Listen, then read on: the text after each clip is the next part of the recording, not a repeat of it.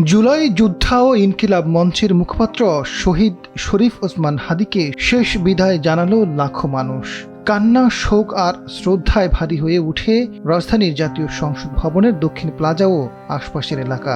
জাতীয় বিদ্রোহী কবি কাজী নজরুল ইসলামের কবরের পাশে দাফন করা হয়েছে তাকে। এদিকে শহীদ ওসমান হাদিকে দ্রোহের প্রতীক বলে সম্বোধন করেছেন জনপ্রিয় ইসলামিক আলোচক মাওলানা মিজানুর রহমান আজহারী। নিজের ভেরিফাইড ফেসবুক পেজে আজহারী লিখেছেন, দ্রোহের প্রতীক শহীদ ওসমান হাদির রাজকীয় বিদায়। ধূমকেতুর মতো এলেন ও ইনসাফের বলিষ্ঠ কণ্ঠ হিসেবে গোটা জনপদকে বিপ্লবের দাবানল ছড়িয়ে হঠাৎ রবের সান্নিধ্যে চলে গেলেন। নিশ্চয়ই আসমানে আল্লাহ আমার ভাইকে এর চাইতেও বড় রাজকীয় অভ্যর্থনা জানানোর আয়োজন চলছে।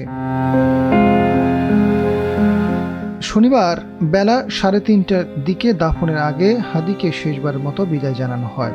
জুমার নামাজের পরপরই গুলিবিদ্ধ, আবার পরের জুমাতেই শাহাদাত বরণ। পেয়েছেন কোটি মানুষের কান্না মিশ্রিত দোয়া। সুবহানাল্লাহ, এক পরম সৌভাগ্য, এভাবেই ফেসবুক পোস্টে বলেছেন মিজানুর রহমান আজহারী।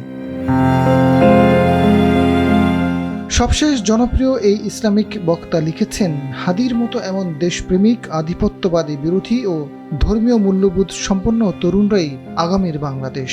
শহীদের রক্ত কখনো বৃথা যায় না। ইনশাল্লাহ ওসমান হাদি বেঁচে থাকবে সহস্র মুক্তিকামী মানুষের ভালোবাসায়, অনুপ্রেরণা যোগাবে প্রজন্ম হতে প্রজন্ম, সাহসের বাতিঘর হয়ে থাকবে আগনন মানুষের হৃদয়ে। আজাদ ফারুক, সময়ের আলো।